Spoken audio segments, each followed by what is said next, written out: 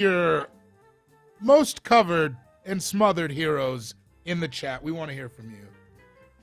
Okay, here's the first wet boy. It is Brad Pitt from A River Runs Through It, knee deep in a river, the entire movie, and he's loving it.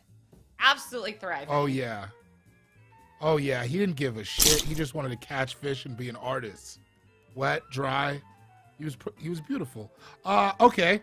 I'm going to induct Jason Momoa into the Wet Boy Hall of Fame. He's pretty much always wet on and off screen, and he's always fine with him. Look at that guy. Not a care in the world. Yep.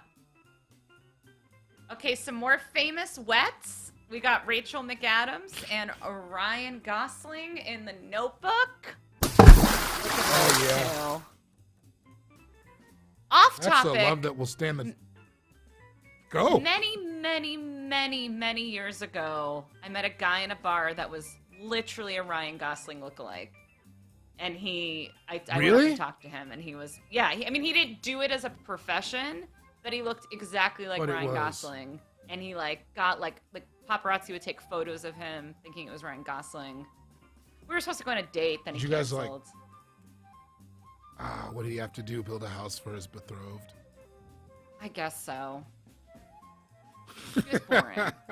Anyways, I'm over it. I'm married. He was that hot. Yeah, who cares? Fuck you, Ryan. That his name could not have been Ryan. There's no way. No, it was Brian. Also, no, I'm just kidding. My name is Brian Rosling. Rosling, yeah. Brian. I do want to bring Rosling.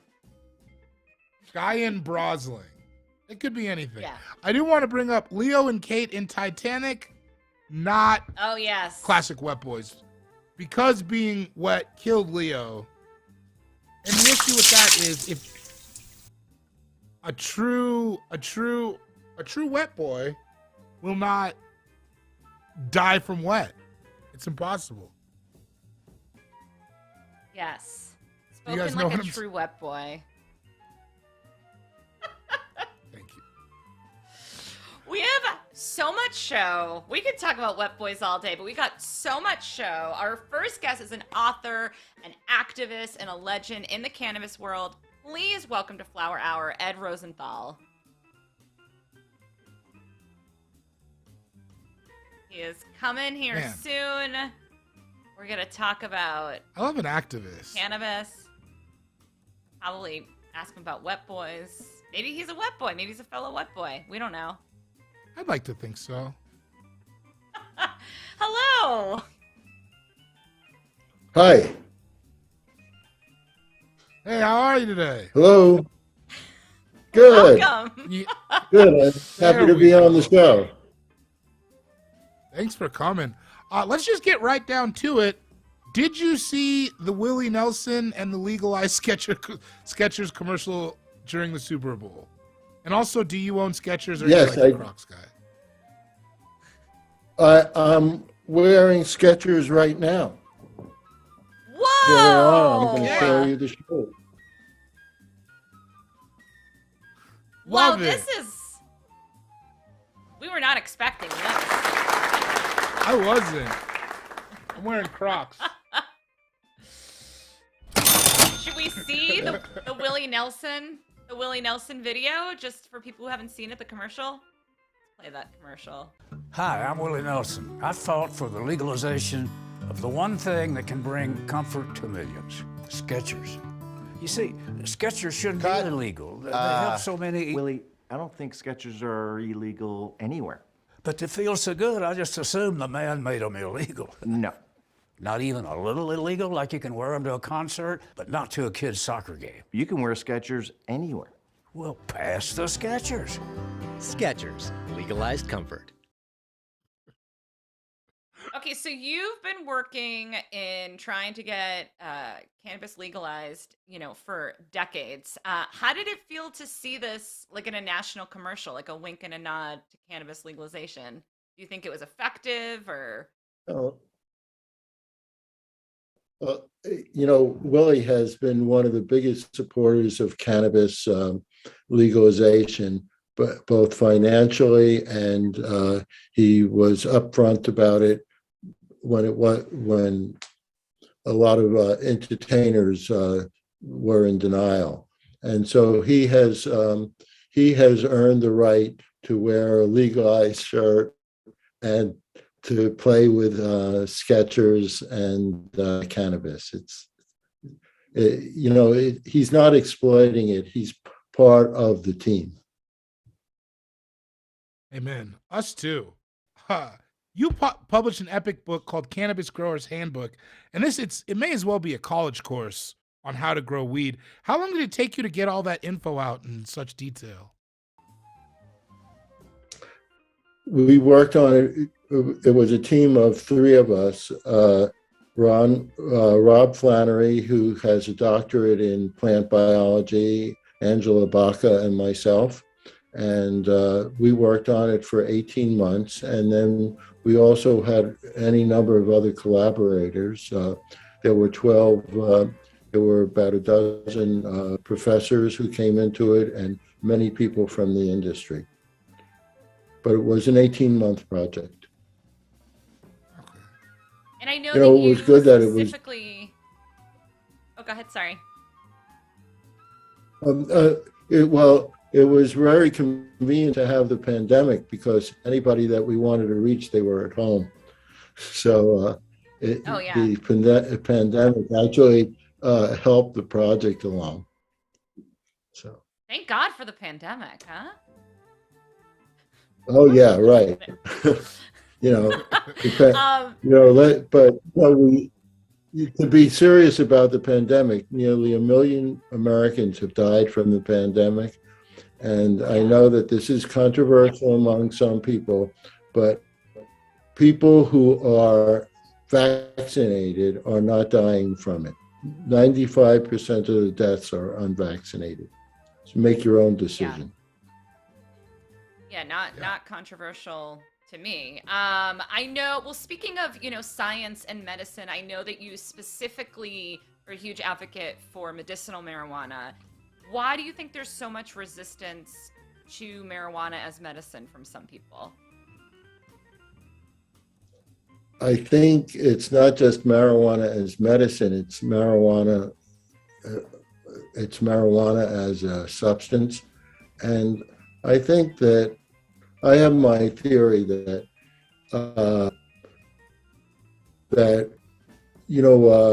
society always American society has felt for a long time, like since the Pilgrims came and Puritans came over, that if you had joy in life, it had to be tempered by something that was negative. And so marijuana doesn't fit that, so people who are using heroin, or opiates, they get retribution for it, not necessarily from society, but just from what the drug does to them. But people who use cannabis tend to be happier and tend to be functional. So it doesn't fit that theme that if you have joy, you have to have sadness. And I think that especially among authoritarians, and a lot of police tend to be authoritarians, you have that feeling that there should be justice for, the justice for having the joy of cannabis would be to be arrested. I agree with that. I don't know if that makes sense to you. Yeah. No, I no, it makes sense. I mean, David and I are completely functional and pretty happy right now, right? I think. Yeah, and I am gonna smoke right. That's weed what I'm right saying. Now. That's what I'm saying. That that weed does not cause dysfunction. That weed makes you more functional, perhaps. And so, some people resent that. They feel that if you're having happiness from weed, you should have some negativity. And do you think it's also I am not with that. Do you think like pharmaceutical companies have anything to do with the resistance to marijuana as medicine? Well, in all the years that that I've been fighting for people to have the freedom to use marijuana, I've seen most of the opposition has come from the legal side, from either politicians, police, prosecutors, and so on. But I haven't seen that much coming from the pharmaceutical companies. Okay. I mean, there's a big myth that the pharmaceutical companies are fighting it, but when you look to the contributions that are being made to things like Parents for a Drug-Free America and other organizations, they're mainly funded by the criminal justice system. Okay. Interesting. Shout out to the DARE program. You've smoked with Willie Nelson and you've smoked with Snoop, which is really anybody's dream for blunt rotations. Do you have anybody else that you would like to smoke with that you've never smoked with? I would like to smoke with you, so I'm going to smoke right now. And if you got some, I mean, smoke it if you got it, right?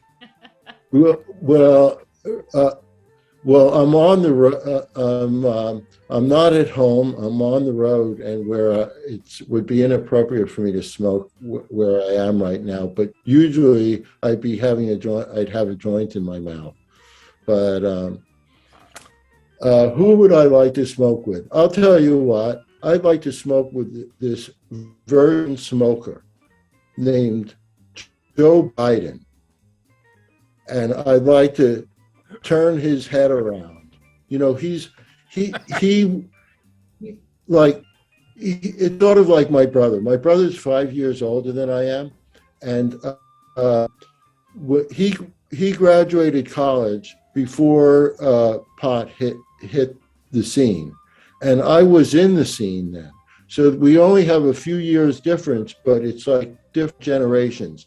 And Joe Biden is like my brother's generation, like born in the 30s, and if he had just been 5 years younger, he would have been, he would have been pothead. But he's never experienced it, and it would do him a lot of good. I mean, it would open up his mind, give him new thoughts, maybe make him a more happier person who's not so willing to sacrifice soldiers. Right on. Well, as somebody you've been peppered through many historical marijuana moments. So I don't know if you know the book Where's Waldo, but we're gonna quickly play Where is Ed Rosenthal in this beautiful collage of weed, important weed people. Can you find Ed Rosenthal in there? I think Fish is there. Oh, I see it. I see myself. Let's see. Where are you? Wait. 6 from the left. From the left. Oh, there he is. Yeah. Oh, you got a hat on and sunglasses. That's not fair, first of all. Yeah, that's kind of hidden. Hey, look. Yeah. Look at those two cuties to your left, though, huh? Yeah. Yeah, you're doing good. See the hat, though? Jerry's back there, I think. Hey! Yeah, there's the hat. Ed, thank you so much for being on the show. You can get his book, Cannabis Grower's Handbook. Thank you again, Ed. Fantastic. I love your show. On Instagram. Oh, thank you. I want to tell you, I really love your show. I mean, I like that, you keep it happy. And that's what cannabis is all about. It's about bringing joy to people's lives. And I really appreciate being on the show. Thank you so much. Thank you. Thank you. Oh, man. Amazing. What a life, huh? I mean, speaking of, he's really done it.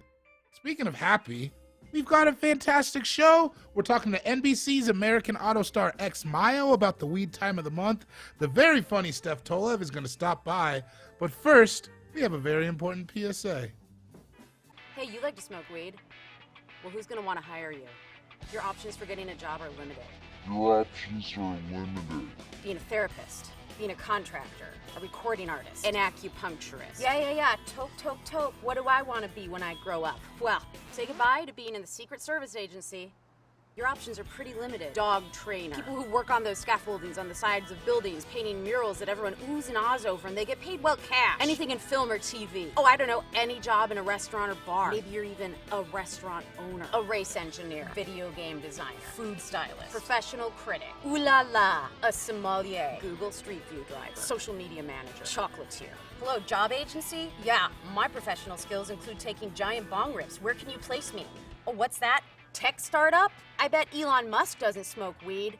He does. Well, say goodbye to being a commercial airline pilot or a secret service agent. What do you do for a living, stoner? Oh, I don't know. Set your own schedule and work from home? Oh, what are you gonna do? Be an ethical hacker? What are you gonna do? Make all your money in Bitcoin and NFTs? All right, man. Next time you light up and get high, be sure to really get focused on what your passion is and figure out a plan to follow through with it. Gross. But say goodbye to being in the Secret Service Agency. I said that already? If it were up to me to hire you, well, I don't know. I would definitely call a reference or two. So, good luck getting a job, 'cause you're gonna need it. I mean, to be fair, the job market is really terrible right now, so it's kind of affecting all of us.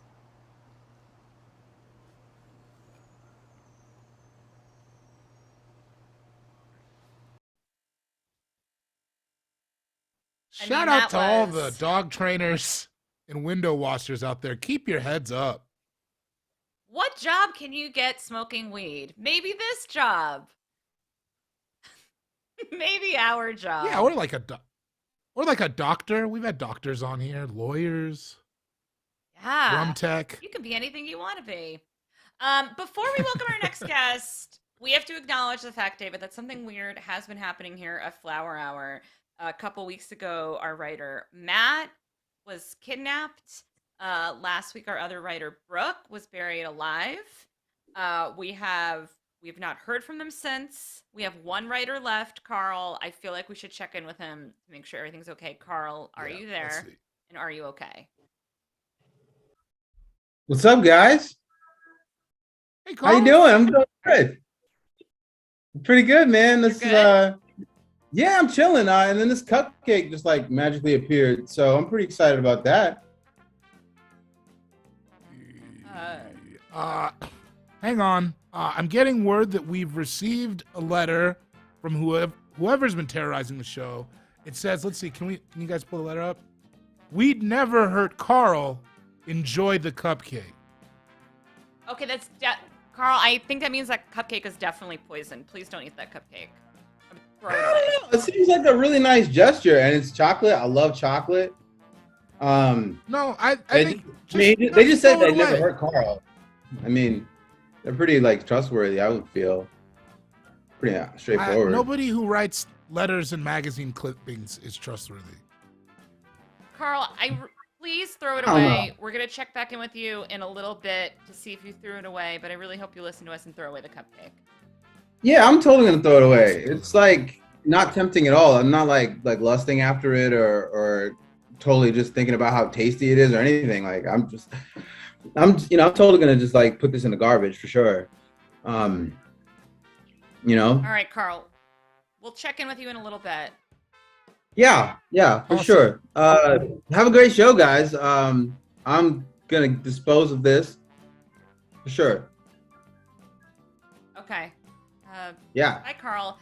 Okay. Our next guest is an LA native who arrived in New York City with $80 and a suitcase, and she left with an Emmy for her work on The Daily Show, writing on The Daily Show. Right now you can see her on Amazon's Yearly Departed and NBC's American Auto. Please welcome comedian X Mayo.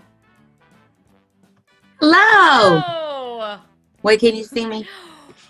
Okay. Oh, yeah. We can also, see you. that is fake news. That is fake news. I did not walk away with an Emmy. I walk away with an Emmy nomination. So I don't want, that is very different. Oh, thank you. One is a winner, different. One is a loser. Yeah. I don't all as winners. Yeah. You were up on the Pantheon, Parthenon. You were up on the podium. Okay. Yes. Well, you're a winner in our eyes. Thank to start, the $80 is all you brought with you when you moved to New York, correct? So like, was this poor planning? Or are you very efficient at packing? Like, what is the story behind the $80 in the suitcase? That's not what I brought with me. I went to New York on vacation and just stayed. And when I decided that I was going to stay in New York and live there, then all I had was $80 left. $80 in the suitcase. That's all the fuck I had. And I was just like, gonna make it work. Because I kept talking to people as I was working Fashion Week, because I quit acting as actors do because the rejection is so lovely. And so I went into film school and makeup school. And then when I was there to work Fashion Week, and everybody I talked to was broke. Like everybody was like, yeah, I came here with $5,000, now I'm broke. Or they were a professor at a college and still was like fucking bartending 3 to 4 nights a week. Like I was like, oh, no one here has money and neither do I. So it'll work. Nice. That's a perfect. Yeah, I love that. Yeah. As someone who often only has $80 in a suitcase, I relate to that very heavily. Yeah. It's been a lot of places. So you spent 3 years writing for The Daily Show. Did following politics all day make you want to get high all night? That's my experience. No, it did not. It did stress me out. It did make me want to burn things. Burn things down. I was just so enraged. Sorry. I was like, what the fuck? And being required to not mind my business was very hard because I don't give a fuck whether or not people are broken up, whether or not Mariah Carey has a bob, you know, like that type of shit does not matter to me. But like Trevor needs a take. Twitter is in an uproar. Mariah Carey has a bob. We gotta fucking talk about it. So that type of shit would just be like, oh my God, this is insane. But it's a job, so you just do what you have to do. Yeah. Who's Bob? I get it. It is. Well, no, but comedians, I mean, I could think of tons of jobs where I had to go in and give an opinion about like some pop culture thing that I was like, I don't even know who these people are. Like, I don't even know who they are. Yeah. Why am I involved in their child custody battle? So I know that you don't smoke weed. You do partake in edibles monthly. Do we have that information correctly? What is your journey there? What's that all about? For my cycle, because I have 8 terrible massive fibroids that make my cycle really, really, really, really bad. So as I was like researching, I used to be like anti-weed, even though I'm born and raised in LA. It was always around me, legally and illegally, you know. And so I was just like, well, I want to figure out some like natural ways to help cure these cramps. And like my back would fucking be out. Like my cycle is terrible. So once I started doing that, it started regulating my mood, and I have it down to a science where I take low dosage and I do like a hybrid with like THC and CBD. And so it's just enough to like calm my cramps, get me to sleep, but not too much to where I would get high, because I truly enjoy being sober. I've never even been drunk. Like I love being sober. Very cool. So I love Giulia. the exact science of it all. Did you say so does Giulia? Yeah, I was kidding. One question: how long did it take you to tweak that? I'm just kidding. I was just kidding. I was just feeling. I get it. You're feeling the Canadian. hole. I got it. I understand. Yeah. I want to know, how long did it take you to tweak to get your exact dosage for that? Because that feels like it could. Okay. Swings. So I fucked up one time, and The Daily Show they don't know this, but I was high at work and it was on accident.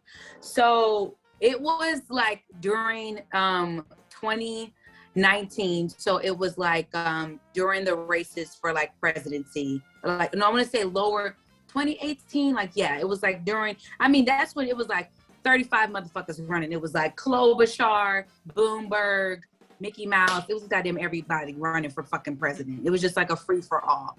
And so our live shows, you know, we have to be at work later, like at 2:00, and we're there looking up stories, whatever it is that we can do to pitch that Trevor can do. But really, we're there to like do live jokes during the live debates. So this was when I was like testing it by myself, on myself. And my dumbass, I took a fucking gummy and I'm like, I don't feel nothing. It's like 30 minutes, like, well, bitch, if you're taking these not to get high, you probably wouldn't feel anything. And I love candy. So I just forgot that these were fucking drugs. And so I'm taking them and all of a sudden, you guys, when I walk into work, like literally in my head, it goes, like I hear that. I hear that sound. And shit just starts going slow. And I know that I'm fucking up because I keep asking the same question over. And God bless his heart, my office mate, who is my work husband forever, Zach DeLanzo, he was like, X, you asked me this like 3 times already. Are you good? And I was like, it like registered to me that I was high. And I'm texting one of my best friends who actually gets high. And I'm like, bitch, what the fuck is going on? I'm sitting here and I'm like, in the morning meeting, that fucking Trevor is sitting there. We're talking about what the fuck we're gonna discuss. And I'm like, usually a fucking chatty Kathy. And I'm like, be fucking cool. If you're fucking cool, no one will fucking know you're on. And so I'm texting my friend and she's like, X, you're fucking cool. And in my head, she's mad at me because I got high and I'm at work. So I stopped talking to her. And then you guys literally from 3:30 until the fucking debates, I was at my desk like this. I was like, you just have to fucking be quiet. If you say anything, they're gonna fucking fire you. They're gonna fire your black ass. You're never gonna make any fucking money. Trevor, it's gonna be in Hollywood Reporter that you fucking got high at work. And then when I told them the story, like when we were in the pandemic, like we were all at home, so many other people were like, bitch, I just come over high all the time. I was just like, oh my God. Yeah, so that's the story of how the first time I got, like, I was high at work. That's the first time I ever was high at work. Like I could never, guys, I was freaking the fuck out. And so many jokes were hitting. High at work. Yeah. It was crazy because the jokes were hitting. Like I was just saying anything. I was just like, because you have to, my job is to write jokes and say jokes. So I was just like writing shit and people were laughing. I was like, what the fuck is going on?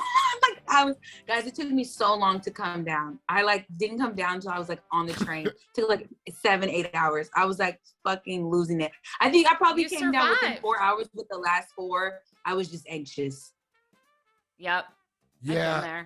That's the hard thing about edibles. It's hard to like, it tips the scale and it goes to like very scary for a little bit. For me. Yeah. Yeah, agree. I love it. Didn't love that. Weird audio choice. That was not better. Okay, someone's having too much fun with the tech. Yeah, get off the soundboard. So before all your recent accolades, I got too high. You became known in comedy for your show, Who Made the Potato Salad? Can you tell us about that show, A? And B, can you drive home the reason it's so important to know who made the potato salad? Yes. So Who Made the Potato Salad is a sketch comedy / cookout and also a community resource hub for Black and Brown people. So it started in 2017. I've been producing since I was 19, but prior to doing solely, like really focusing, I wouldn't say solely because I've done drama within my years in New York as well, but primarily focusing on comedy. I just did theater. I did a few little on-camera stuff, but not that much. So when I got to New York and I started, my friend Shannon Thornton, she's also Miss Mississippi on P-Valley. She's the first person that was like, bitch, you funny, you should do improv. And I was like, what the fuck is that? And then I researched schools and then Donald Glover's face popped up with UCB. So I was like, bam, I'm going there. So from there, I started doing more comedy. And as a producer, my mind started racing and I started seeing how fucked these comedy shows were that I were doing. They were very unorganized. They weren't promoted properly. There wasn't even a fucking audience. And I was like, okay, I'm going to switch shit up and I'm going to fuse those two things together and by the grace of God, coming from UCB, I already had a huge roster of amazing Black and brown people that were comedians that were at the top of their game. So when I started it, and even now, our mission is to present a space for underrepresented minorities to shine and thrive and also get jobs. So we don't just do comedy shows. I've done panels in LA and New York, and we do workshops. And the one that we did last year was a late night workshop that resulted in one of our mentees getting hired as a digital producer at The Daily Show, whose name is Falake. And actually, that is posted today. We have our writing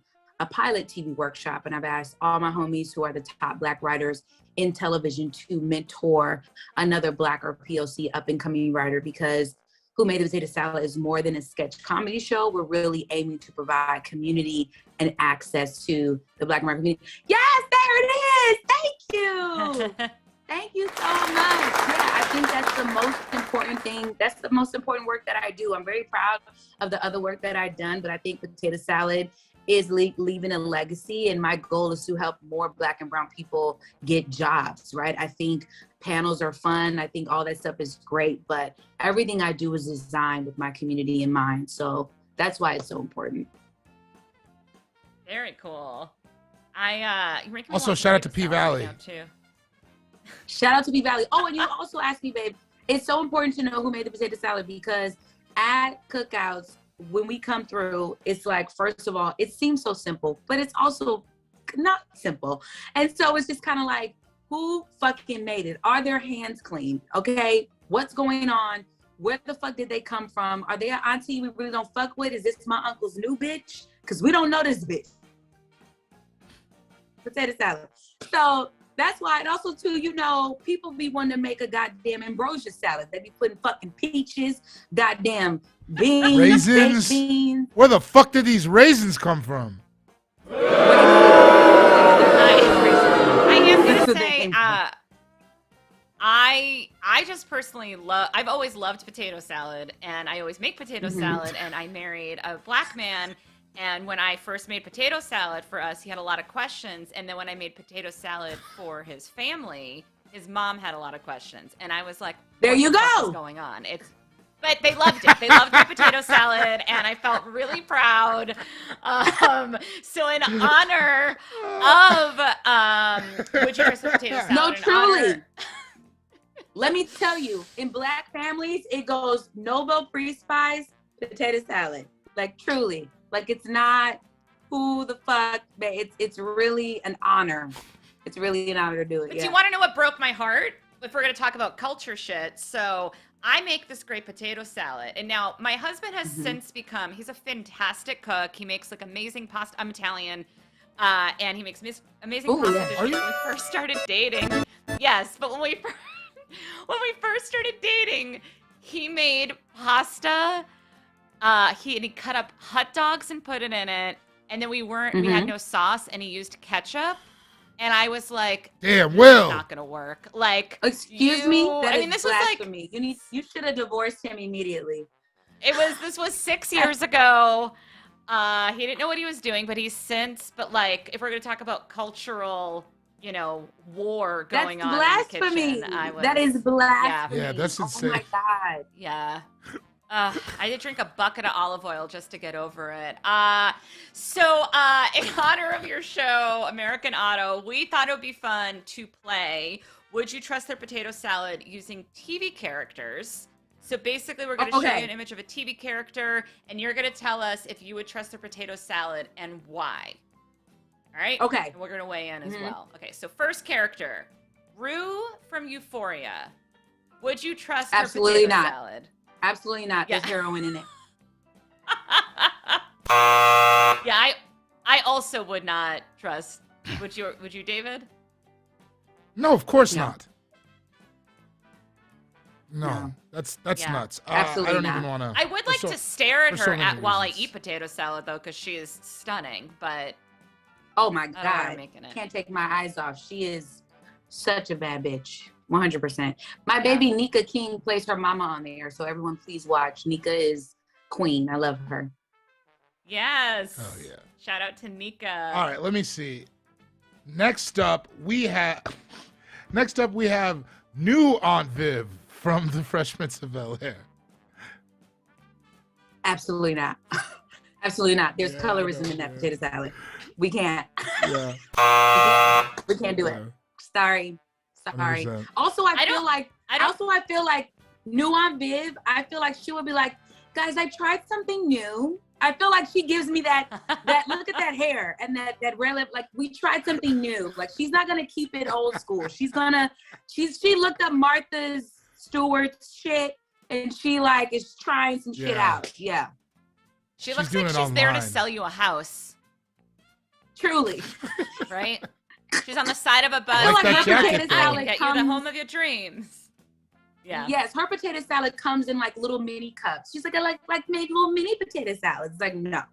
Yes. Hi.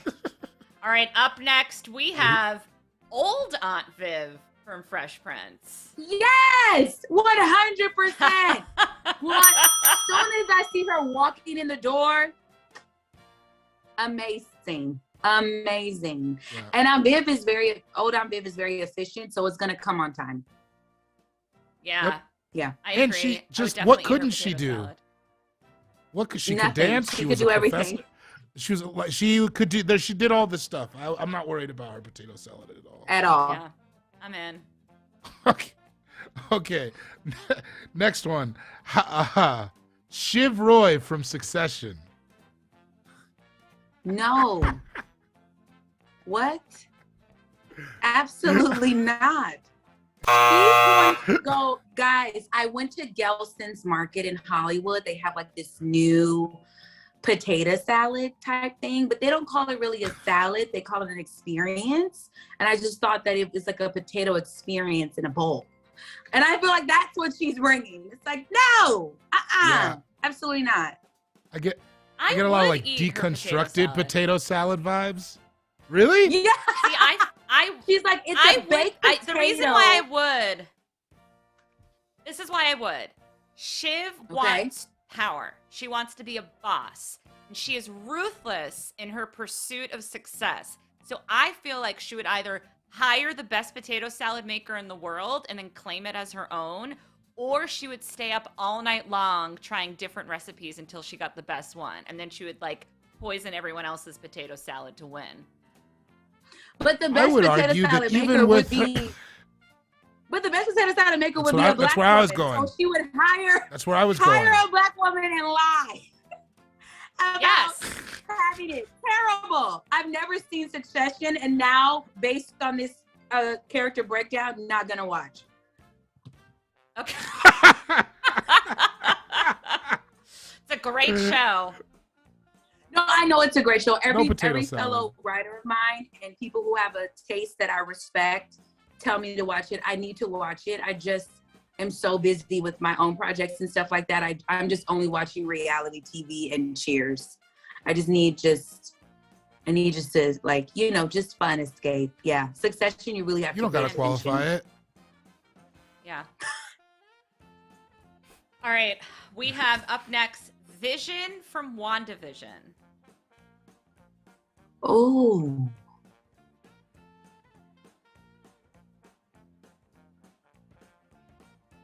I'm gonna say yes. Okay. I'm gonna say yes. I'm gonna say yes with Vision.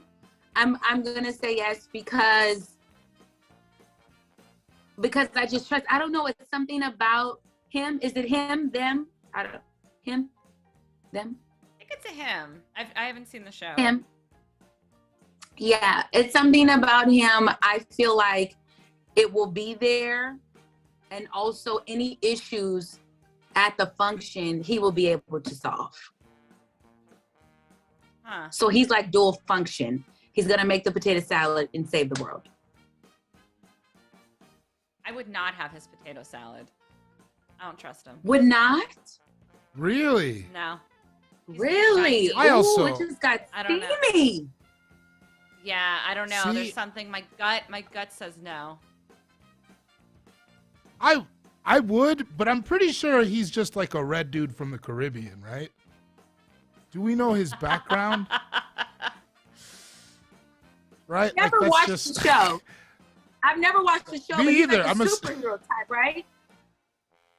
I think he's Trini. I don't know. I'm making this all up right now, but that's how it feels to me.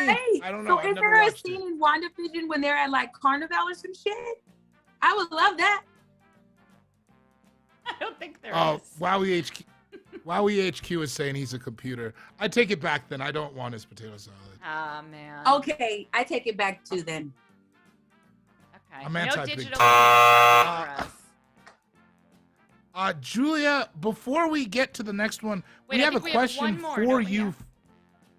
Well, we have a question for you from the chat. Like, immediate, they want you to answer it right now. Oh, there's a chat cracking. Okay. Oh wow. And they have a question for Julia. Are you ready? For Julia. Okay. It says, I just went on a date and he said he prefers debt-free virgins without tattoos. How should I have reacted? Why is this question for me? I don't know. I'm assuming this person has debt and has tattoos, so I would tell them to go fuck themselves, I guess. I would leave the date. It was an urgent question. They just wanted to know. They could be on the date right now. Oh. This feels like a trap. I say we go to the last person in this potato salad game. Okay, last but not least, Dory from American Auto. Yes! And will, and do. Period. Dory is bringing it. She gonna be 30 minutes late, but to make up for it, she gonna have a bottle of Remy. You gonna be good. Man. Amazing. I notoriously will eat anything made by someone in animal print. That's known about me. I know that's right. And you better have some cool linen kulaks with some really white kids. Like, how do those kids stay that white? Truly. I need that. Truly. Yeah. Oh, man. Thank you so much for doing this, X. Anybody can follow you on at $80 in a suitcase on IG. Thank you so much for being here. Thank you. And please follow Who Made the Potato Salad Show. And please watch American Auto Tuesdays at 8 p.m. on NBC. And the next day it's on Peacock. Amazing. Thank Will you. do. Thank you. I have a feeling we should probably check in on Carl. I don't trust Carl. I feel like maybe that question from the chat was a distraction. He ate it. God. Carl! Carl! What's up, guys? How y'all feeling? I thought you were going to throw it away. I said I was going to dispose of it, and I did, into my tummy. And I'm not going to lie. This is terrible. I don't regret any of it, because I don't really have... I don't have no, like, Carl, food allergies. the bandits. So, excuse me. I'm fine. Carl? Maybe I'm not. What's up? You want... Do you need some milk? I just feel like a tightness in my chest, in my neck, in my throat. Carl, breathe. And everything is going dark. And I don't know. Oh, God, that's horrible to watch. Tell my kids I love them. Bad. Oh, This is God. bad. Oh, man. Well, I don't know if like we should it. air this. Okay, I'm not going to watch. This is All right, we this told is a you not to different eat the era cupcake. of the internet. I mean, not to say I told you so, but... Anywho, if you aren't following It's Wowee on Insta yet, you absolutely should. We have the premiere of their new series, Wowee 101. We're going to take a little sneak peek right now. Welcome to Wowee 101. I'm Steph Tolev, and I'm here to answer all your questions about grass, the wacky tobacco, herb, trees, the green stuff that makes you feel good. What's a guy like me gotta do to have a grade 8 dog sesh? I've got tips to make your blaze a guaranteed hit. Spark up with a buddy you feel safe getting silly with. If they're close enough to tell you that you got something stuck in your teeth, then they're close enough to toke up with. Do it someplace comfortable. I like smoking in my apartment because I know where my emergency stash of salami is. Bud can amplify how you're feeling. So save it for a day where you feel like the boss, baby. Like boss, comma, baby. Not like boss, baby, like the actual boss, baby. Start slow. You don't need to be sucking on that joint like you're siphoning gas of your ex-husband Jason's Mazda Miata. Jason, you bastard. Just take a small hit and see how your body reacts. Have a fun activity planned. It's time to find out what you like to do while being high. So listen to a good record, or watch a bad movie, or grab some salami. Salami. That's good. Our next guest, she is a hilarious stand-up comedian. You just saw her in that last video. Please welcome Steph Tolev to the show. Hi. Hello. I have way less credits than your last guest. You were really listing off, she's written on this, and you're like, this next woman eats salami. And then I came out. I think it's because your new personality, they want to brand it as Wowee only, but if she's been on Comedy Central, she's been in a bunch of shit in Canada. She's got a Young and the podcast Restless called Steph Infection. Young and the Restless. God, I played a futon in The Young and the Restless. You didn't even notice me. What? I was just on all fours in the corner. Amazing. I was a Shea Lounge. No one. That's good residuals, though. Good residuals. That pays. Yeah. Oh no, I'm paying for my rent and my dog with my futon residuals right now. My great uncle was a truck on Sadford and Son. He bought a house. Wow. He was the truck that carried all the stuff. Yeah. Great gig. Just a hardworking guy. Listen, Steph, the series is called Wowee 101. When did your personal, let's say, academic exploration of marijuana begin? High school, early high school. I think I started smoking in grade 9 or 10. Look, I'm Canadian. I say grade instead of 8th grade, so suck my ass. But I had a really stoner friend, so I went right to the bong, and I got really fucked up really early on.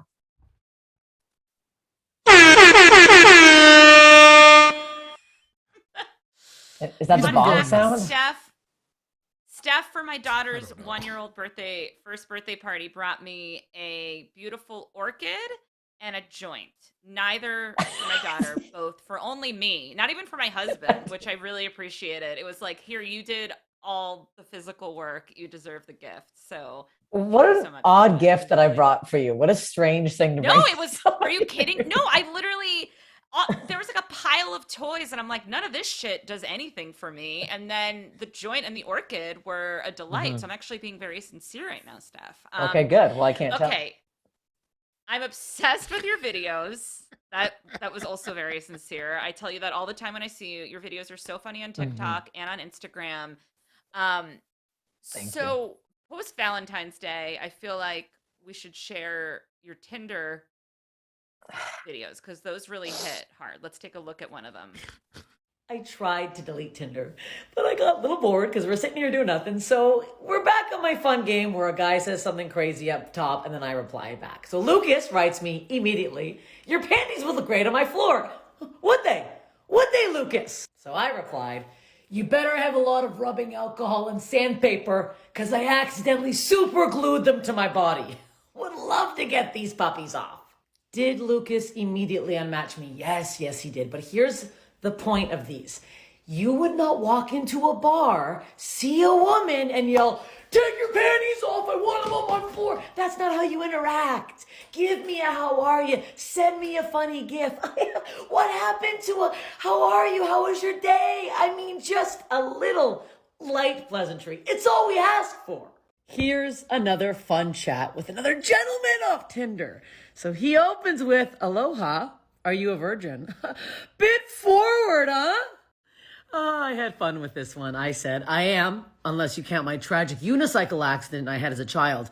I was riding around on it, like I always do, when I ran over a dead porcupine and got a flat tire, and it is thin. It popped right away. Next thing I knew, I was part of the unicycle, and it was part of me. Thankfully, we loved each other, so it didn't feel that wrong. I guess Johnny didn't think that I was a virgin anymore, so he most certainly never replied. Life.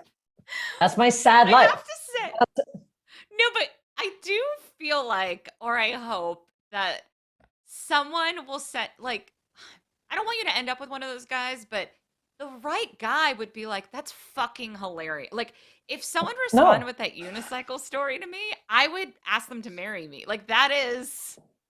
You would think that. Here's the thing. No, this is not the option. I slept with a fan recently thinking that was a new move to do because he finds me funny. But then he quoted my jokes to me while inside me. And I'll tell you what, I don't like that. Okay. I don't like that at all. No. And it wasn't a cute bit. It was like a joke about my dad. And I was like, well, now I'm thinking about my father. So I can't win. If a guy finds me funny, it's a nightmare. And then most guys don't find me funny. So or I just scare them all away. It's at this point, you know what? I'm feeling good just living with my dog and just crying myself to sleep. Do you ever swipe Tinder when you're high? And does that help with the anxiety? Does that help at all? Or is that it doesn't help because then I end up like saying even more fucked up shit. Then I'll send like my favorite gift to send is either Chris Farley lifting up his sunglasses. But if I'm really high, I'll send something wild like Kermit the Frog. Have you seen the Kermit the Frog getting thrown off a roof? Like the stuffed animal? No. Really funny gift. And I'll send that. And that's obviously the guys are like, and I'm like dying laughing, but they're like, what the fuck is that? It's a very strange thing to send as an opening line or an opening image. No, I can't. When I'm high, I have to stay away from Tinder because then I like get way too into it. And then I'll change my bio to something I find hilarious. And the next morning I'll be like, what the hell was that?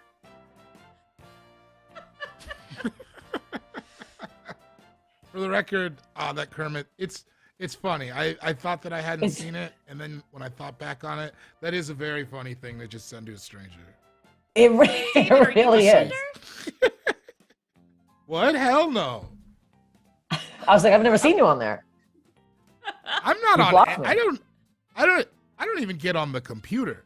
You know what I mean? I use my computer for this, and then like sometimes I'll watch YouTube, but that pretty much it's closed. I have no. Well, if you're not on Tinder, then we gotta just real quick for the audience throw up your dating profile. We came up with a dating profile for David. Oh, thank you.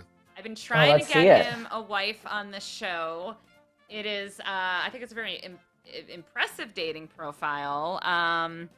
Just throw it up there on the screen. The graphics department there it was. No, there it went. Gotta read very quickly. Difficulties. He co-hosts a weed live stream. He's a wet boy. That just means he doesn't mind being wet. He doesn't prefer it. He's afraid of open water. He lives with 6 dead roommates, ghosts, and he claims to make scratch cranberry sauce, right? And you have an assistant. Yeah. How has nobody called into the show yet? Truly, the wet part, can't believe that hasn't been people obsessed with that. They can just slip right off you. I mean, it sounds like a fun little, you don't need lube. You're ready to go at all times. I've been known to slip out of a tight space because of it. That's all I'll say. You've never gotten stuck You've never gotten stuck between 2 banisters. You just slip right through like a greased eel. It's nice. Impossible. There, see, it's a fun opening. It's a good opening. It's so funny. Very good. You don't find that funny? I don't know what to tell you. You're not for me. Yeah, it's the funniest. Okay, I want to talk TikTok. Seems like a fucking nightmare. It seems great. What tips do you have for people trying to find the crazy shit that they're looking for on TikTok? To find the crazy shit? Weird shit. It is simple stuff. All it takes is you looking at one weird video. I liked one video with an amputee, and I'll tell you what, we're on amputee talk. Every day I wake up to some limbless folk, and I love it now. I'll tell you what, it's one of my favorite videos. It's this guy who has no arms or legs and does his makeup perfectly with his shoulder, and it's it's inspiring. It really is. You just have to like one weird thing, or just look at it once. And if you watch one whole video once that's weird, it just gets in the algorithm that they know that you're fucked up, and then that's it. You're locked in. I love that your perspective on the limbless man who does his makeup perfectly was that it inspires you, because it made immediately in my fucked up brain was like, well, I'm a lazy piece of shit because I can't do my makeup perfectly, and I'm gonna send you his videos. I'll tell you right now, it's like the best makeup I've ever seen. Like contours. I was like, I don't know how. Yeah, it's crazy. And he's married now, and I followed the whole wedding with his husband, and I'm like, if he can find love, it's inspiring. It really is inspiring. Everyone's got a reality show now in their tiny, tiny televisions. Mm-hmm. Anywho, really Steph, you are an absolute delight with so many credits. And follow her on TikTok, follow her on Instagram, same name on both, Steph Tolev on both. Follow me on There's Instagram. Her IMDb. Yeah. Thank you for I have stuff on there? Look at all those credits. No, is that really mine, is it? No, what the hell are half those fucking things? Stephanie, excuse me, well, I don't know what the fuck I've never looked at my own IMDb before. I have no clue what's on there. It's just extra work. Eating a hot dog in the back of baseball game. Audience member number 28. Another good position in show business. Thank you so much for being on the show, Steph. Bye. Thanks for having me. Bye. All right, I feel... Oh, wait, hold on. I was just sent a link. Do you think we should click it? I'm very nervous at this point, but yeah, open it up. Okay, let's click it. Okay. It says the definition of a wet boy is a contract Wait. It says the definition of a wet boy is a contract assassin or hitman.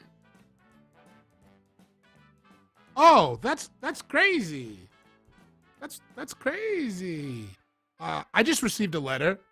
Let's see. Let me open it up and see what this says. Don't criticize wet boys. David, see you at wet brunch. I don't even.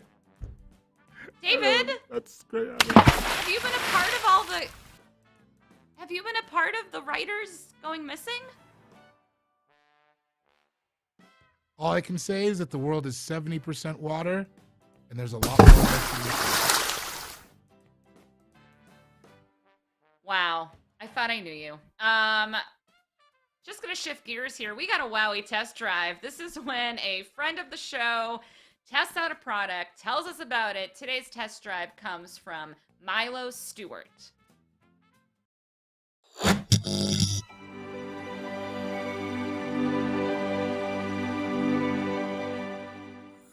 Hi all, it's Milo Stewart. I am a queer and trans sexual health educator. My friends at Wowee sent me over some 1906 love drops, and I'm going to use them to try and spice up a date tonight. I'm at my partner's place, and while they are still working, I'm going to plan a cute romantic evening for us to spend together, and also get high while I do that. These can increase your blood flow, your lubrication, and reduce inhibition, which I'm super excited about because I'm on a number of different medications that change how my body works sexually. Taking testosterone makes my vagina drier, so we're gonna see if this makes me wet.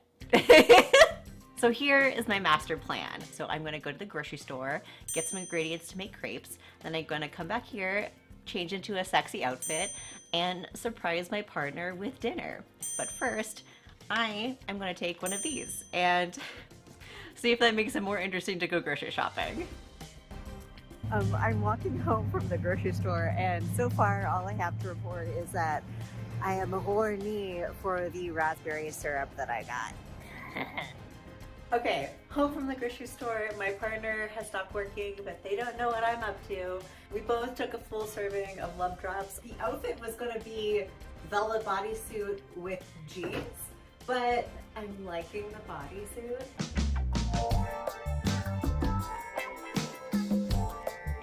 Okay, I'm making crepes with the office on in the background, and I just called Meredith mommy. Am I hornier than usual? It's likely. Okay, so I guess clothes did not stay on as long as I thought that they would. We have not had crepes yet. At some point while we were making out, I started feeling very high. Wow, everything felt like really heightened. And like passionate, wonderful, lovely. There's nothing like post-coital crepes. Did I say that weird? There's nothing like post-coital. There's nothing like post-coital crepes. So that's what we're doing now. And burning them badly. And the crepes were a success. Thanks so much to my friends at Wowee for gifting me the love drops. I would totally recommend these to a friend, and I'm honestly gonna keep using them.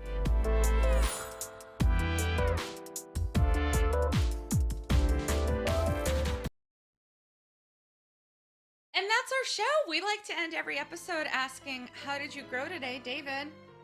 How'd you grow? I think that I learned that marijuana entertainment is a thriving industry, and I hope that it's here for a long, long time. Agreed. Julia, how'd you grow I agree. today? I grew today. It was more so a reminder. I really appreciated the reminder that weed makes you happy. So remember that. If there's anything you take away from this program, it's happiness. From the sum of its parts, it's happiness. Thank you so much for watching. Have a great night. Yeah, enjoy, guys.